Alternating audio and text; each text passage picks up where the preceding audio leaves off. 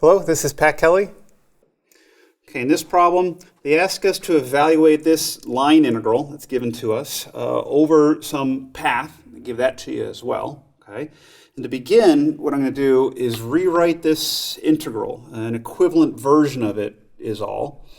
And really what it comes down to is making it more manageable, more something you can handle with the given information, in particular with this ds, that differential element. What am I going to plug in for that? So actually this equivalent version of this integral, you replace the ds, let me leave a little bit of space here, you replace that ds with that r path vector, but primed, and then actually you take the magnitude of that, okay?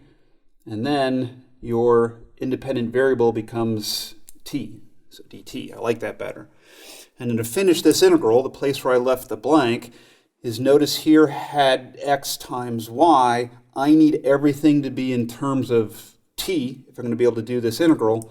And that just means I need x of t times y of t. And one last thing with this integral is that if my variable now is t, everything has to do with t, my limits of integration will be t values. Your lowest t value a up through your highest t value of b. Okay? I'm ready to move on. But before I do, just worry about you with the other problems that you're going to do. I know you'll do on your own. What I would worry about is, don't think this is always the case, the y, x times the y. It's not part of the formula, if you will. You need to see that for me it's x times y because here I had x times y. All right?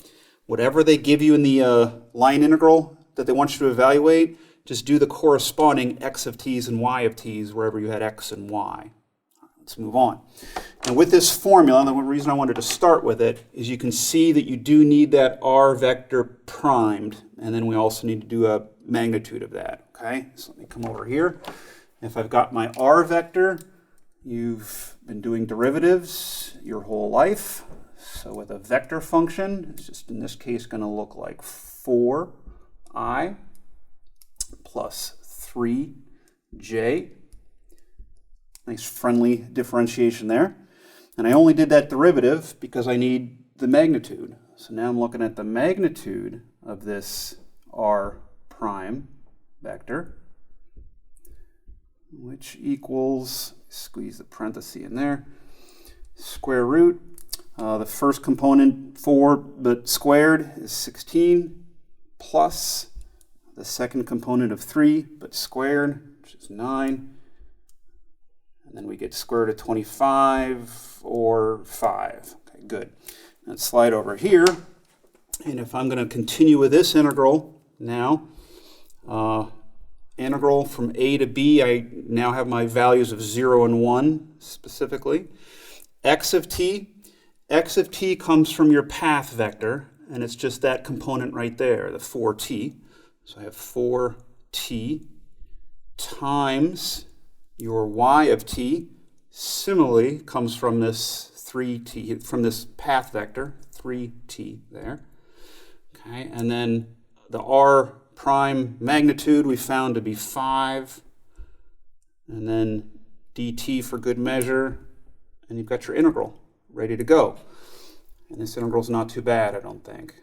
Let's bring the constant factors out front. So I've got 20 times 3 is 60. 60 integral from 0 to 1 of t squared is all that's left on the inside, right?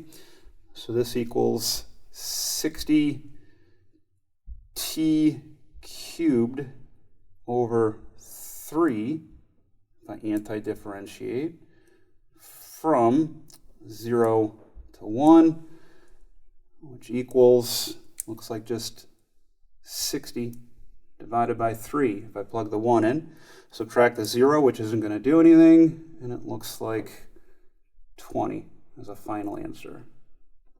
Okay? There you go. Do some more on your own. You got the hang of it, I know.